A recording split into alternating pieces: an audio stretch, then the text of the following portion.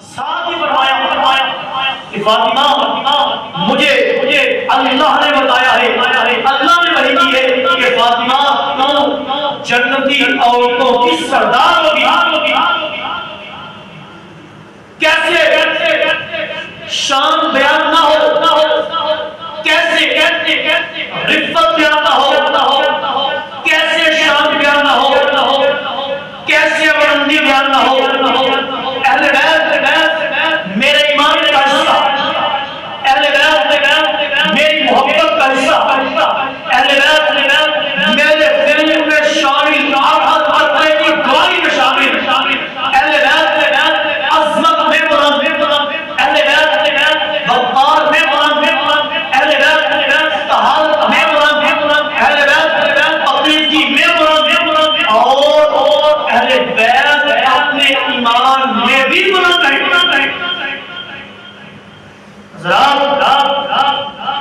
حضرت فاطمہ بڑی دلیر، بڑی بہادر اور بڑی دلیر قدر تھی۔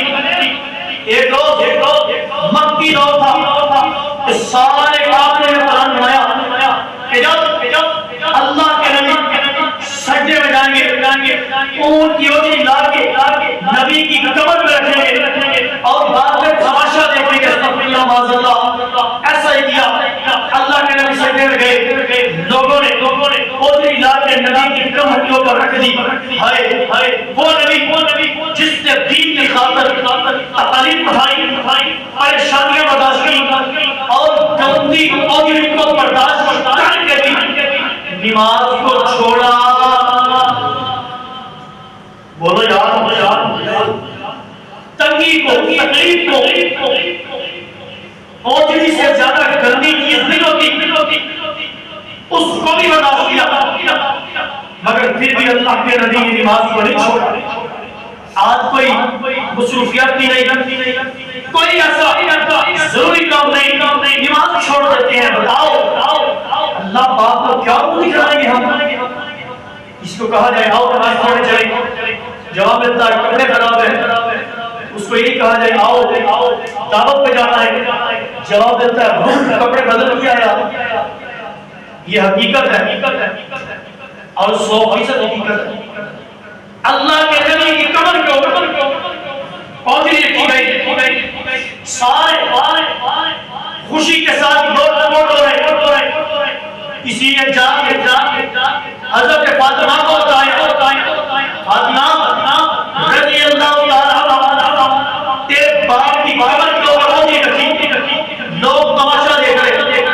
فاطمہ دوڑی آئی اور اپنے باپ کی قبر سے اس بوت کو ہٹایا اور کافروں کا برا بھلا کہا اور لعنت کی کافروں کو کہ جناب تمہیں حیا نہیں آتی، ایک بندہ لکھا کہ عبادت کر رہا ہے تم مذاق کر رہے ہو۔ حضرت فاطمہ الزہرا رضی اللہ تعالی عنہا انتہائی پردےدار کا دور واقعہ تو سنو۔ حضرت فاطمہ الزہرا اپنے جسم کے اوپر اتنی بڑی چادر لیا کرتی تھی، بڑی کہ جناب کچے رستے ہوا کرتے، کچے، اور وہ چادر زمین کے اوپر گھسٹ نہیں ہوتی، اور جہاں نبی کی بیٹی قدم رکھتی، بعد میں وہ ان قدموں کے نشان کو بھی مٹا دیتی کہ لوگوں کو یہ بھی پتہ نہ چلے کہ یہاں سے محمد صلی اللہ علیہ وسلم کی بیٹی گزر کے گئی۔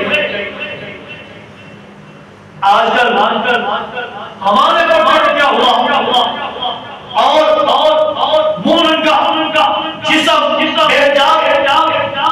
یارو کوئی تمیز نہیں رہی، کوئی حیا نہیں رہی۔ میرے بھائی پردہ حیا یہ ایمان سے ہے۔ پھر سنو، یہ پردہ یہ حیا ایمان سے ہے۔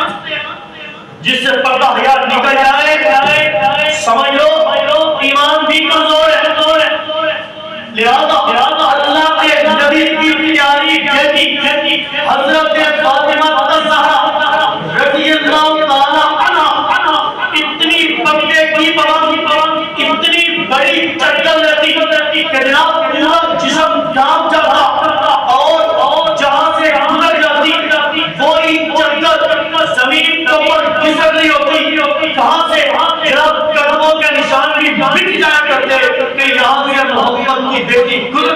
صلی اللہ علیہ وسلم.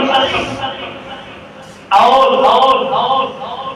حضرت فاطمہ الزہرا رضی اللہ تعالی عنہا آپ سخی بھی بڑی سخی کہ جناب ایک روز اللہ کے نبی کا مہمان آیا. اللہ کے نبی نے کہا کون جو اس کو کھانا کھلائے؟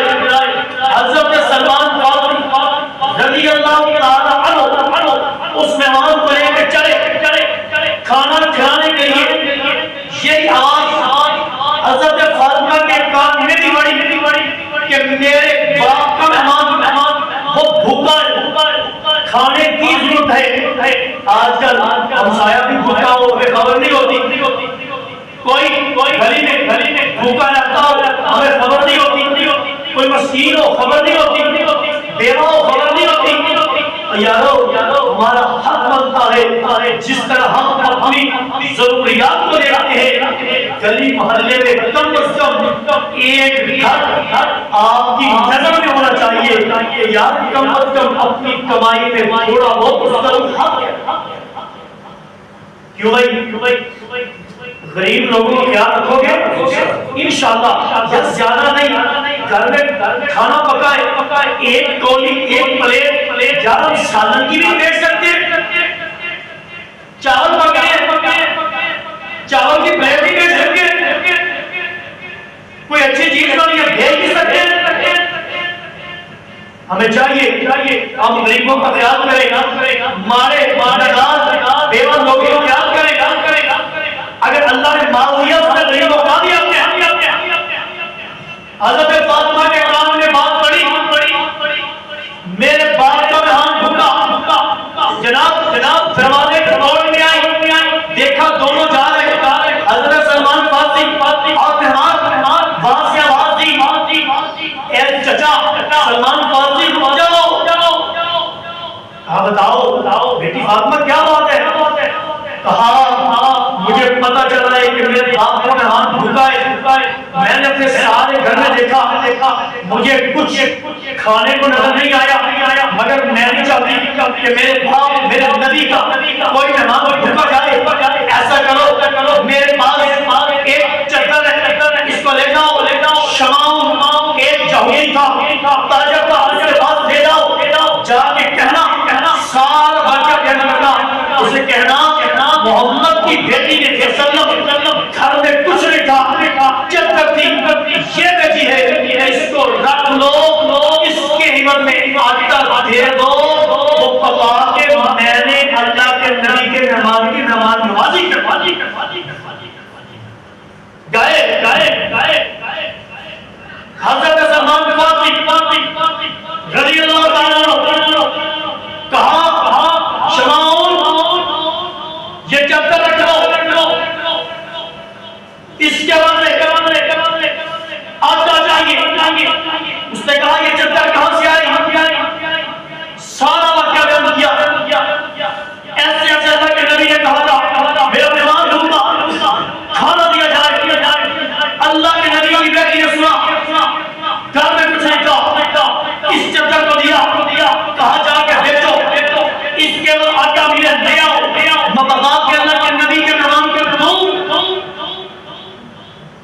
شمعون بڑا یہودی تھا جس نے کتابوں کو پڑھا تھا جس نے کتابوں کو پہچانا تھا عقل مند تھا ذہین تھا. کہتے ہیں میں نے کتابوں میں نشانیاں دیکھی ہیں کہ اگر کوئی ایسا کر سکتا ہے تو وہ اللہ کے سچے نبی کی بیٹی کا وہ بیٹی کا نام حضرت فاطمہ الزہرا رضی اللہ تعالی عنہا. جہاں یہ اللہ کے نبی کی بیٹی ہے اللہ تعالیٰ ان کے اوپر کروڑ اپنی رحمتوں کی بارش نازل کرتا ہے. کہا اس یہودی نے کہا اگر یہ کام کر سکتا ہے یہ اللہ کے نبی کی بیٹی کا بیٹی ہے وہ یہودی کہنے لگا سلمان چادر بھی لے جاؤ آٹا بھی لے جاؤ اور مجھے کلمہ پڑھا، مسلمان ہو گئے، بات کرنے کا مقصد اور مدد یہ ہے لوگ جو بندہ بھی اہل بیت کے ساتھ محبت کرتا ہے، ایمان کو عمل کرتا ہے، اور جو اہل بیت کے ساتھ بغض رکھے، دشمنی رکھے، وہ بندہ قطعی طور پہ مسلمان نہیں ہو سکتا۔ مگر آخر میں ایک بات کہ لوگوں خبردار پاک ہستیوں کا نام لے کے، اہل بیت کا نام لے کے اگر صحابہ کو ہفتہ بڑا کیا جائے، گالی دی جائے، تو یہ بھی کسی صورت میں بھی ہمیں قابل قبول نہیں ہے۔ اس کی وجہ یہ ہے، ہماری تربیت یہ ہے، ہمیں دین نے یہ سکھایا ہے کہ اگر دنیا میں سب سے کوئی عزت والی ذات ہے تو پیارے پیغمبر جناب محمد صلی اللہ علیہ وسلم کی ذات ہے۔ اس کے بعد عزت والے، شان والے نبی کے گھر والے، اور اس کے بعد شان والے صحابہ۔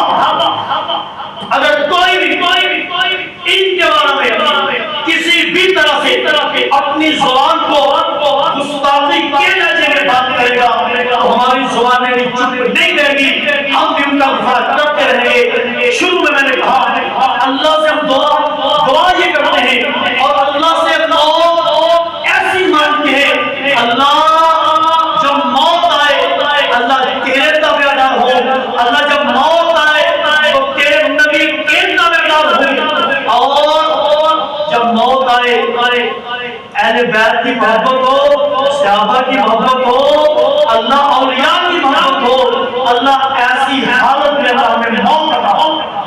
بات دنا الحمدللہ رب العالمین۔